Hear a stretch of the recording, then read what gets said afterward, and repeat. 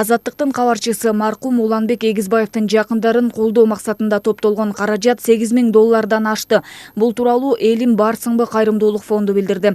Маалыматка караганда чет мамлекеттерден $7.700, Кыргызстан ичинде эл сом аркылуу 47.070, Европадагы мекендештерден €175, Орусиядагы кыргызстандыктардан 5.000 рубль түшкөн. Уланбек Эгизбаев Элим Барсыңбы кайрымдуулук фондунун байкоочу кеңешинин мүчөсү эле. Анын өлүмүнөн кийин аталган фонд маркумдун жакындарына колдоо көрсөтүү максатында акция уюштурган. Кайрымдуулук иш-чарасы 8 августта аяктады. Азаттыктын кабарчысы көптөгөн иликтөөлөрү менен элдин эсинде калган Уланбек Эгизбаев 22 июлда 28 жаш курагында каза болгон. Милиция ал ысык көлдө сууга чууп кеткенин билдирген. Анын өлүмүнүн себептерин иликтеген соттук медициналык экспертизанын толук жыйынтыгы 1 ай ичинде чыгышы керек. Эгизбаевдин артында ата-энеси, эжелери, кош бойлуу жубайы калды.